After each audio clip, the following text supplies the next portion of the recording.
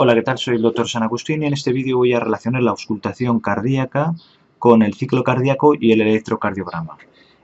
Utilizaré estas imágenes que relacionan todo con en el ciclo cardíaco y tenemos aquí en la parte inferior la representación del fonocardiograma y encima la del electrocardiograma, y después toda una serie de medidas de distintas partes del ciclo cardíaco.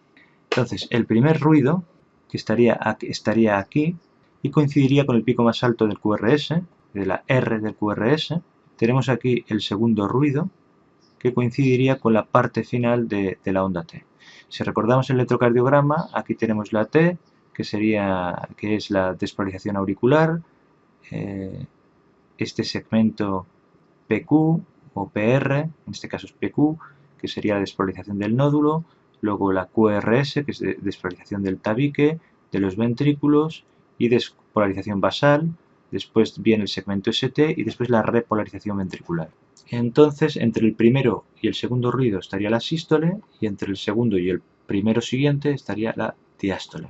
El primer ruido ya hemos dicho que sería el cierre de las válvulas auriculoventriculares, mitral y tricúspide, y el segundo ruido es el cierre de las válvulas semilunares, aórtica y pulmonar. Si vemos, a continuación, después del primer ruido, tenemos otra línea, que esta línea de aquí sería la abertura de las válvulas semilunares.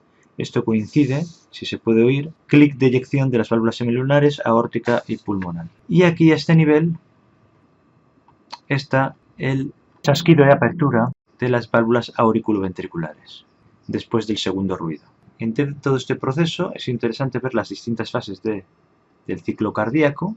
Entre el primero y segundo ruido ya vimos que estaba la sístole, entre el segundo y primer ruido está la diástole, luego otra vez la sístole. Un ciclo cardíaco sería desde aquí hasta aquí. Entonces en este gráfico se habla de la contracción isovolumétrica que se da durante la parte inicial de la sístole, y esto es interesante porque hay una contracción del ventrículo para expulsar la sangre, pero es isovolumétrica en el sentido de que no hay cambio de volumen. Es decir, en este gráfico, si vemos aquí en rojo está el volumen ventricular y en azul representan la presión ventricular. Si vemos en esta parte inicial, que se llama de contracción isovolumétrica, es horizontal la línea de volumen ventricular, o sea, no hay cambio de volumen, pero aquí se ve que sube mucho la presión en el ventrículo. Sube hasta que llega un momento en que esa presión es superior a la presión que hay en la aorta o en la arteria pulmonar, y entonces se produce la apertura de esta válvula, el clic que hemos dicho antes de eyección, y se produce la fase de eyección de la sístole, que aquí abajo lo hemos representado por estas líneas azul y roja. Entonces, esta fase sería la sístole tendría una fase de contracción isovolumétrica y una de eyección. Fíjate en las curvas estas, que una está horizontal, otra va aumentando, luego sigue aumentando porque sale la sangre, y en cambio la línea roja, que es el volumen, va disminuyendo. ¿Por qué? Porque durante la sístole sale la sangre desde el ventrículo, o sea, el volumen del ventrículo disminuye. Entonces tenemos el segundo ruido, en el cual se cierran las válvulas sigmoideas, aórtica y pulmonar, pero aquí el volumen, hay una fase que llamamos el inicio de la diástole, que se llama de relajación, una fase de relajación isovolumétrica. Esta fase de relajación isovolumétrica se llama así porque, como ves en este gráfico, es horizontal el volumen, o sea, no hay cambio de volumen, pero si ves aquí, va disminuyendo mucho la presión en el ventrículo, hasta que esa presión es inferior a la presión que hay en la aurícula, de forma que se abren el chasquido de apertura de las válvulas auriculoventriculares, tricúspide y mitral, y en ese momento empieza a entrar la sangre, ¿vale? Entonces, ¿qué vemos aquí? Empieza a entrar la sangre, entonces vemos que el volumen aumenta en el ventrículo y la presión ha ido disminuyendo, baja un poco más hasta llegar a ser, hasta estabilizarse.